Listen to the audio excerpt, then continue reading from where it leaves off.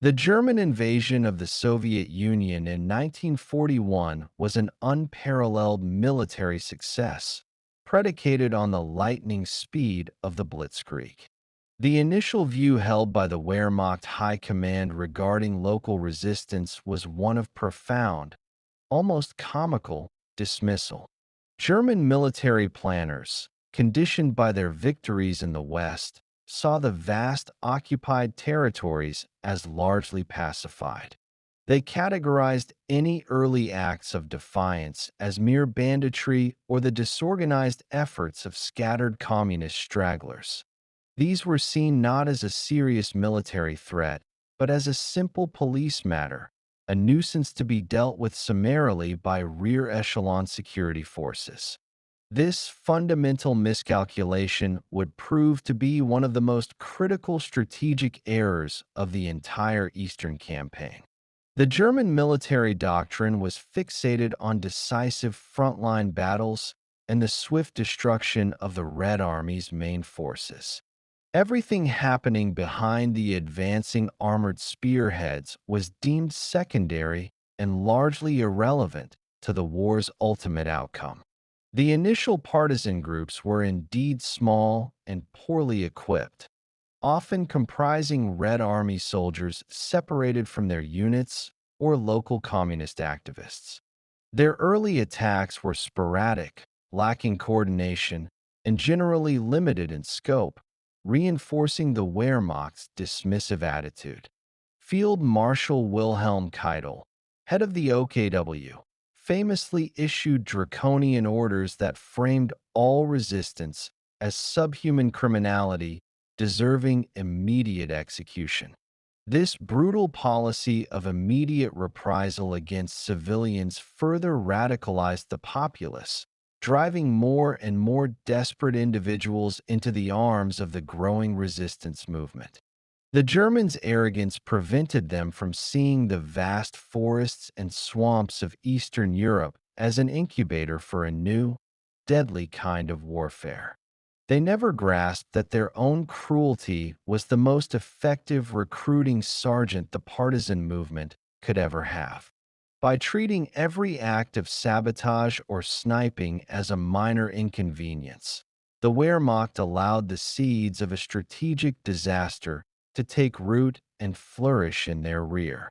The security divisions, often staffed by older, less trained soldiers, were simply unprepared for the brutal, asymmetrical conflict that was beginning to engulf the occupation zones. The illusion of a quick and total victory blinded them to the slow, creeping paralysis that was starting to affect their vital supply lines. This dismissiveness meant that the resources and attention required to crush the nascent insurgency were never properly allocated, a colossal oversight that would soon come back to haunt the entire German war machine. The War of the Rear was initially a sideshow for the Wehrmacht, a distraction that they soon wished they had taken far more seriously when it became the main event for their logistics. The true partisan threat began to formalize and grow not from spontaneous outrage alone, but through direct, centralized action orchestrated from Moscow. Joseph Stalin initially mistrusted the notion of independent partisan units, fearing they might develop into politically autonomous forces outside his control. However, the sheer speed of the German advance forced a pragmatic shift in Soviet strategy to utilize any means available to harass the enemy. In the summer of 1941, the Soviet government began establishing a centralized command structure for the resistance movement. This was the creation of the Central Staff of the Partisan Movement, or TSSHPD, based in Moscow, which provided coordination, training, and vital resupply. This crucial organizational pivot transformed the scattered groups of armed men into an organized, strategic army operating deep behind enemy lines. Soviet intelligence and military officers were specially parachuted into occupied areas to take command of existing groups or to form new, larger brigades. These commanders brought with them radio equipment, military discipline, and a coherent understanding of the Soviet Union's strategic goals. The TSSHPD's immediate focus was on integrating the disparate elements, Red Army stragglers, local communists, and patriotic civilians, into a unified, politically loyal fighting force. This coordination was essential for shifting the partisan effort from localized skirmishes to attacks with strategic implications for the entire Eastern Front. The partisans themselves became an effective projection of Soviet power into territories that the Wehrmacht thought it had fully conquered and pacified. They served as the eyes and ears of the Red Army, constantly gathering and transmitting intelligence back to Moscow regarding German troop movements and logistics. Crucially, the Soviet Union began airlifting weapons, ammunition, explosives, and medical supplies to the increasingly organized partisan detachments.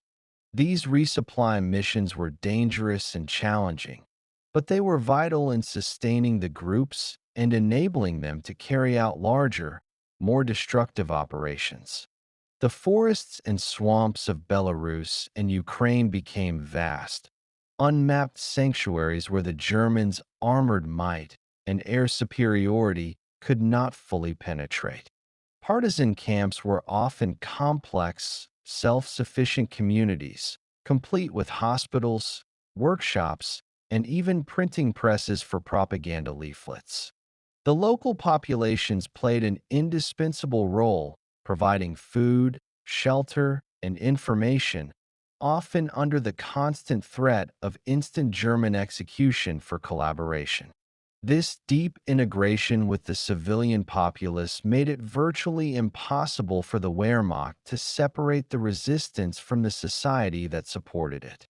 The initial Nuisance was rapidly transforming into a vast, shadow front, directly controlled by Moscow and increasingly capable of disrupting the massive German war machine. The dense, often impassable terrain of the Eastern European wilderness became the partisans' greatest weapon and the Wehrmacht's constant frustration. Swamps, thick forests, and roadless areas offered perfect concealment from German air reconnaissance and denied the Wehrmacht the use of their most potent mobile assets. The partisans mastered the art of camouflage and silent movement, appearing and disappearing with a ghostly swiftness that terrified German sentries. Their tactics were textbook examples of asymmetrical warfare, perfectly suited to degrading a conventional military force.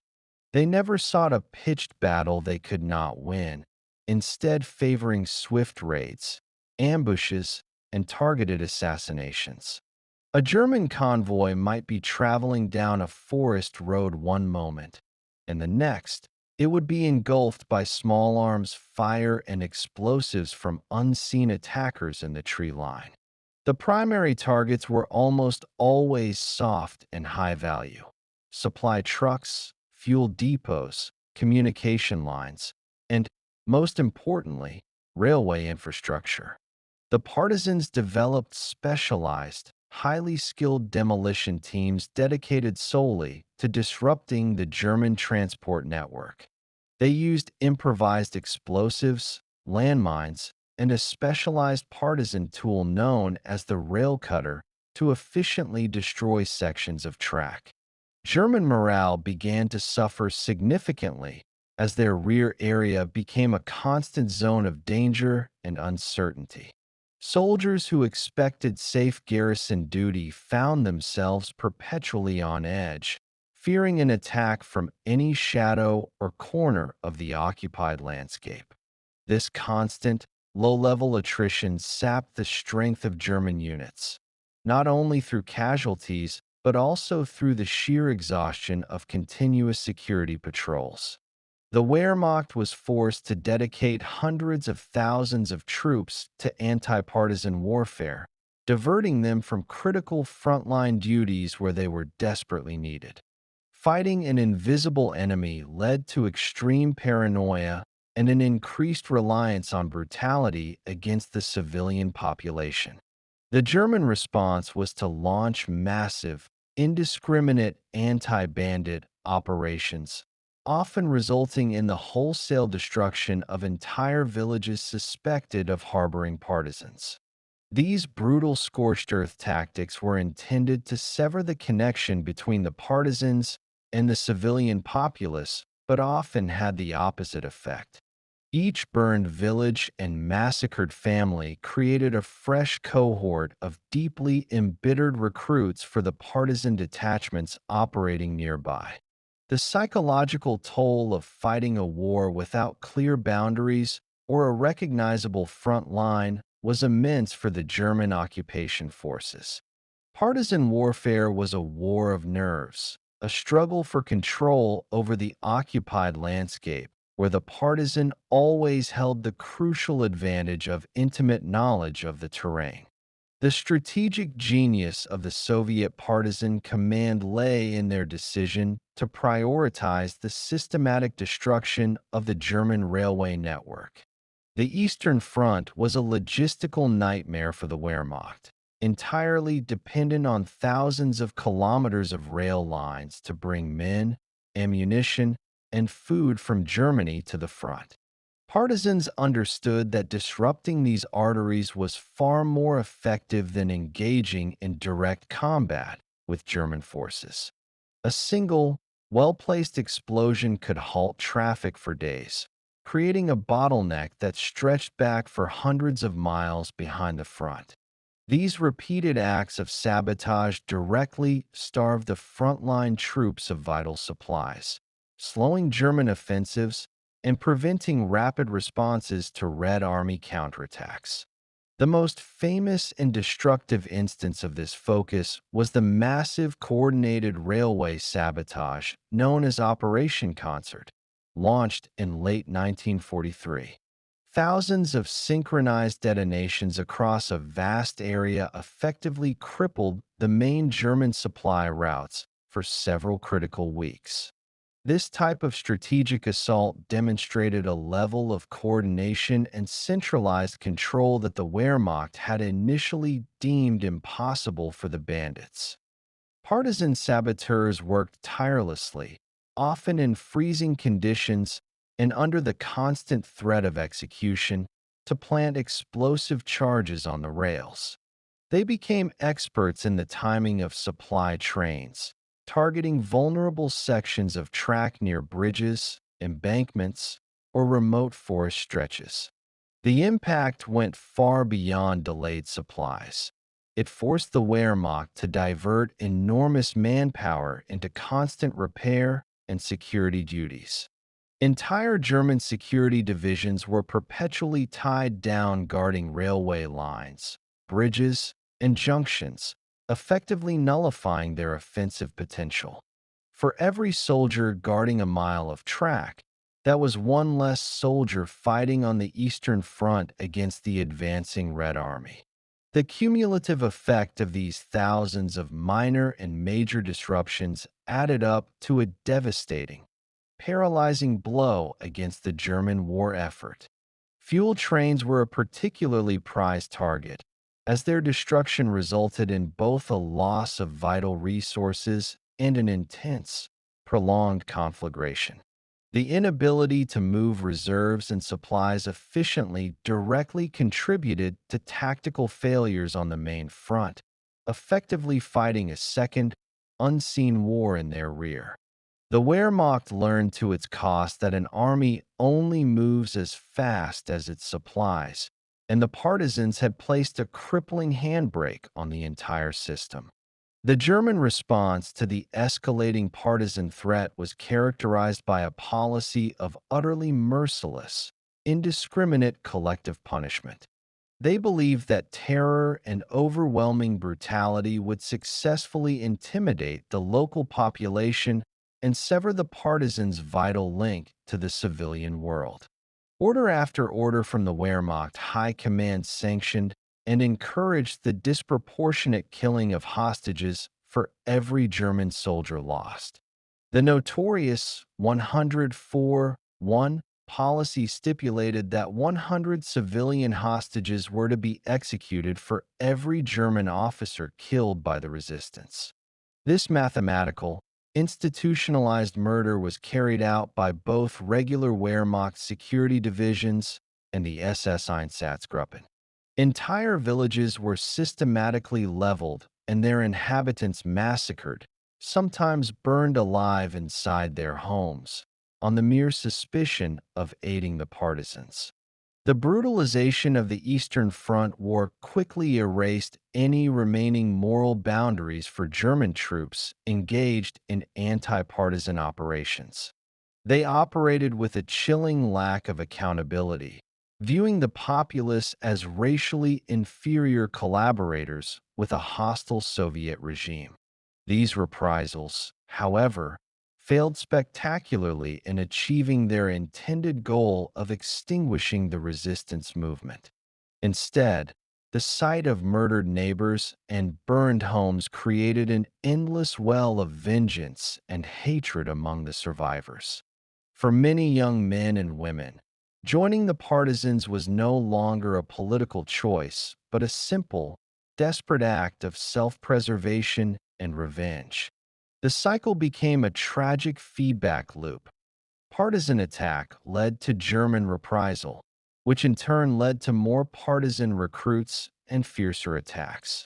The German occupation forces found themselves in an unwinnable situation, where every act of cruelty only fueled the fire they were trying to put out.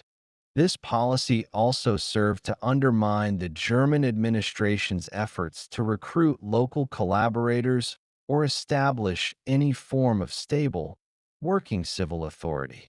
The sheer scale of the atrocities committed in the name of security ensured that the vast majority of the populace remained hostile and unwilling to cooperate.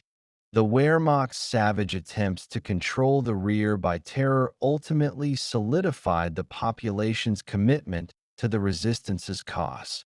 The cost was not just moral but strategic, as the policy of total war against civilians ensured that the partisans would never be isolated or defeated. The climax of the partisans' strategic impact came during the summer of 1943, concurrent with the massive German offensive, Operation Citadel, at Kursk. Operation Citadel was intended to be the final, decisive blow against the Soviet Union, a vast concentration of German armor aiming to sever the Kursk salient. Simultaneously, the Soviet Partisan Command launched one of its most ambitious and largest operations, the so-called Rail War. This campaign involved over 100,000 partisans operating across hundreds of thousands of square kilometers in the German rear areas. The objective was to completely paralyze German logistics for the duration of the Kursk battle, preventing vital reinforcements and supplies from reaching the front. Partisan groups worked with unprecedented coordination, blowing up railway lines, destroying bridges, and attacking signal boxes across Belarus, Ukraine, and Western Russia. The timing was impeccable, striking precisely when the Wehrmacht needed its rail network to be operating at maximum capacity to support its largest offensive since 1941. The results were catastrophic for the German effort, delaying the movement of entire panzer divisions and critically slowing the resupply of fuel and ammunition. German rail traffic in some key sectors dropped by as much as 40% in the critical days before and during the Kursk offensive. The delayed arrival of reinforcements meant that many German units had to commit to battle with incomplete strength or insufficient logistical support. The sheer volume of simultaneous attacks overwhelmed German security and repair teams, who could not possibly mend all the damaged tracks fast enough. For every section of rail repaired during the day, the partisans would often destroy another section under the cover of night. The Wehrmacht commanders at Kursk found their grand strategic design undermined not by Red Army forces, but by unseen saboteurs hundreds of miles away. The rail war proved that the partisan movement had evolved far beyond a nuisance to become a strategic force capable of shaping the entire Eastern Front. It demonstrated Moscow's effective control over a vast, dispersed army of resistance fighters operating deep inside occupied territory. The failure of Citadel, largely attributed to the strength of Soviet defenses and leadership, was undoubtedly exacerbated and facilitated by the crippling partisan attacks on the German logistical tail. The Wehrmacht was effectively forced to fight on two fronts, one at the line of contact and an invisible, debilitating second front across its entire rear. The struggle in Yugoslavia presented a uniquely intense and strategically significant theater of anti-partisan warfare for the Wehrmacht. Unlike the Soviet Union, the primary resistance was not solely Soviet-controlled but comprised two major, distinct groups: the Royalist Chetniks and the Communist Partisans under Josip Broz Tito. Tito's Communist Partisans, the National Liberation Army, became the most effective and resilient of all resistance movements in occupied Europe. They managed to evolve from a small guerrilla force into a conventional-sized army capable of holding large, liberated territories against multiple Axis powers. The incredibly rugged and mountainous terrain of the Balkans provided perfect cover, making armored warfare and German mobility virtually impossible. Tito's forces proved their worth by continually evading and eventually defeating a series of massive German and Italian anti-partisan offensives. Operations like Case Black and Case White, involving over 100,000 Axis troops, failed to destroy the main body of the partisan forces. The Germans were drawn into a permanent, grinding war of attrition in the Balkans, tying down dozens of much-needed German and satellite divisions. These divisions could have been used to reinforce the eastern or western fronts, but were instead condemned to endless, brutal mountain fighting. The partisan goal was not just sabotage, but also the political liberation and restructuring of the entire region. They created a parallel government structure in the areas they controlled, establishing a legitimate political and military authority. The scale of the fighting was often that of a regular war, with full-scale battles fought for control of towns and supply routes. The Yugoslav partisans were the only resistance movement to liberate their own country largely without the direct large-scale intervention of Allied ground troops. Their success forced Hitler to expend enormous resources and attention on the region, viewing the Balkans as a vital strategic area that must be secured at all costs. The mineral wealth of the Balkans, particularly bauxite and chrome, was essential for the German war industry and needed constant protection from Tito's ever-growing army. The diversion of German troops to this difficult, unending fight significantly weakened the overall German strategic posture across the continent. The Wehrmacht was forced to accept that in the mountains of Yugoslavia, they were not the hunters, but were constantly being hunted by Tito's elusive and aggressive forces. While the Eastern Front saw the largest and most destructive partisan campaigns, resistance movements in Western Europe played a decisive, if more surgical, role in the eventual Allied victory. Groups such as the French Maquis, the Dutch resistance and Belgian partisans operated in a more densely populated, less wild environment, necessitating greater secrecy and caution. Their primary strategic purpose shifted slightly from logistical annihilation to the provision of intelligence and the direct support of Allied invasions. The French resistance, in particular, was vital in the months leading up to the D-Day landings in Normandy in June 1944. They provided the Allies with extraordinarily detailed information on German coastal defenses, troop movements, and the precise locations of key command posts. This intelligence was crucial for the planning and execution of the invasion, helping the Allies to strike at the most vulnerable points. Simultaneously with the landing, the various resistance networks launched a massive campaign of pre-planned railway and communication sabotage across France.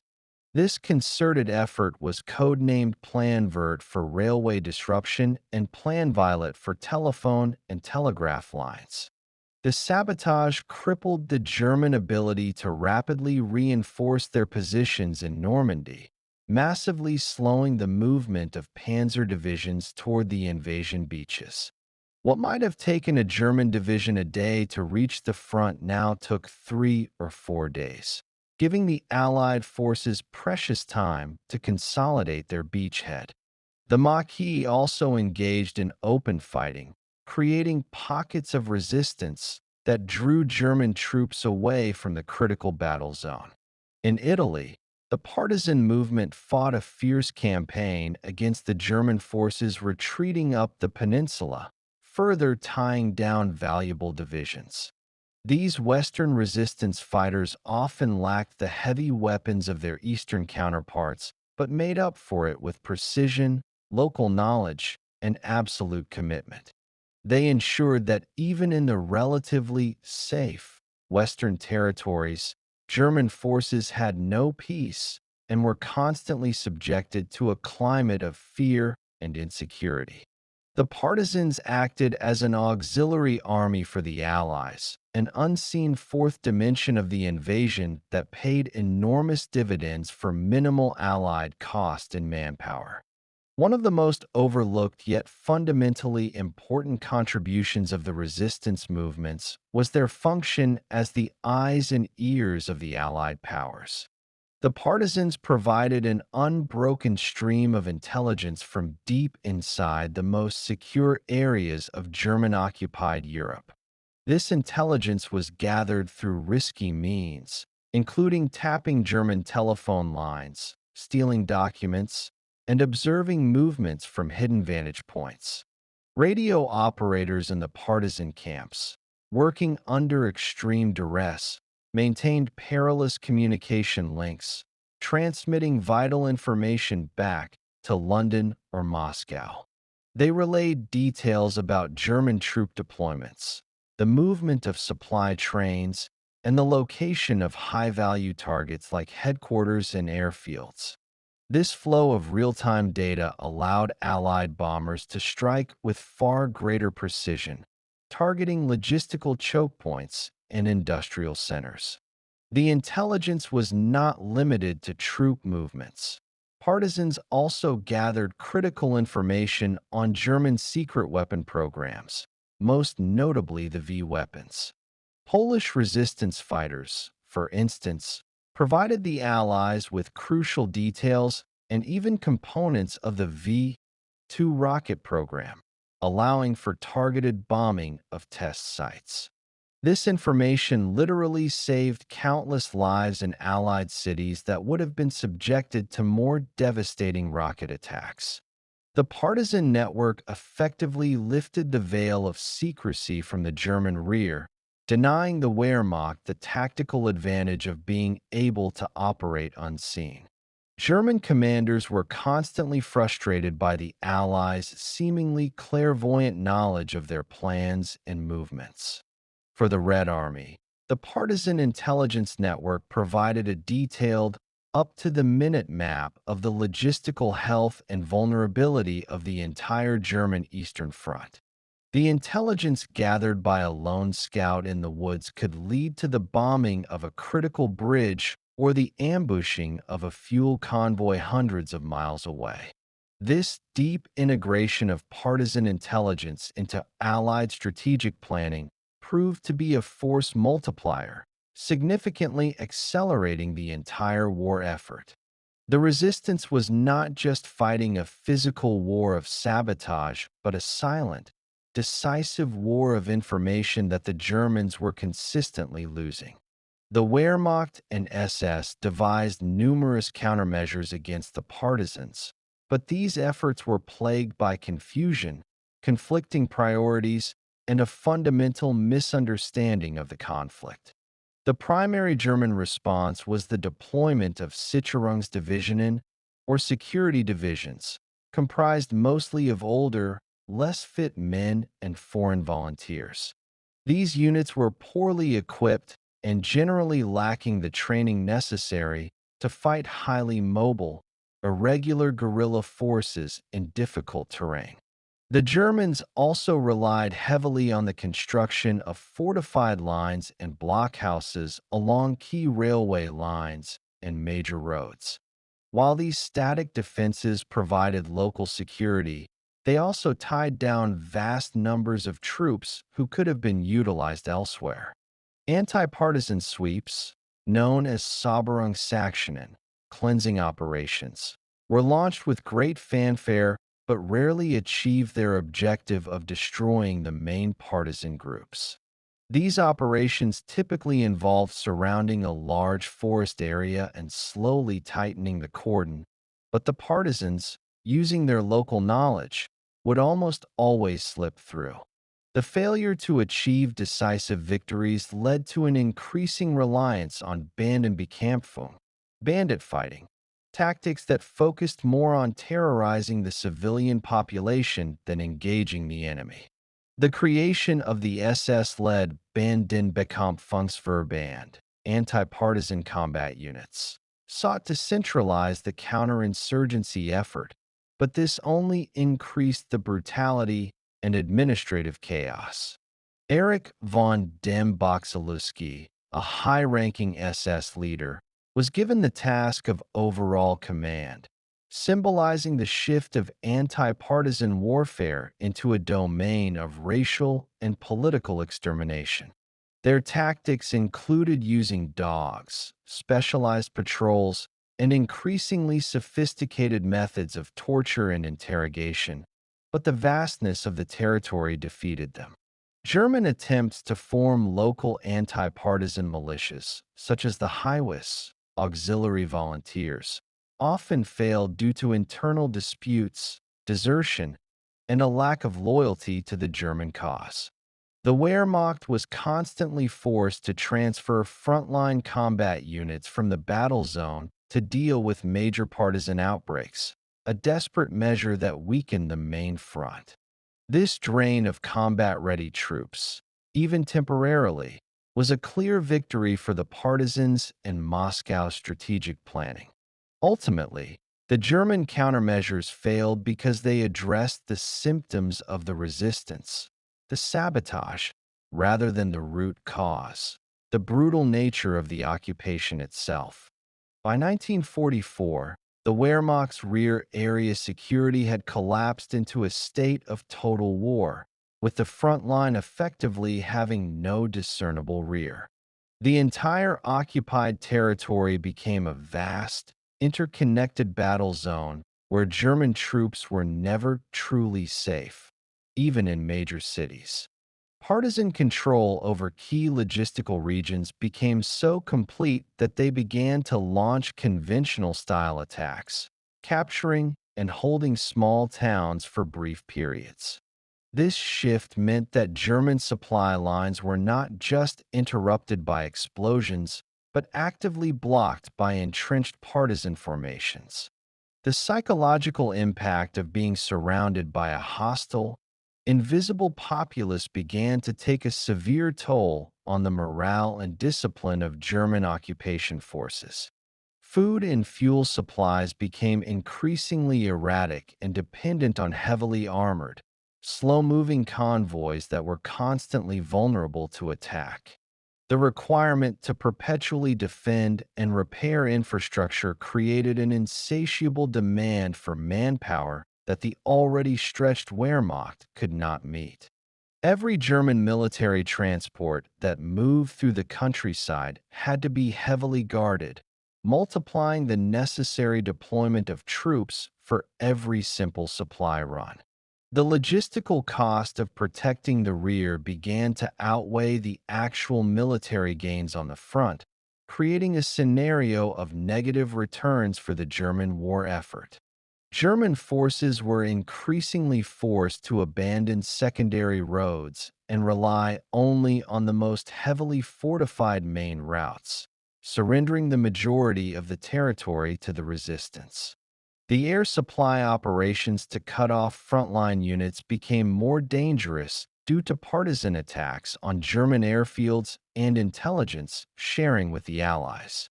The sheer attrition of men and material from partisan action, though small compared to the frontline losses, was a constant, debilitating hemorrhage.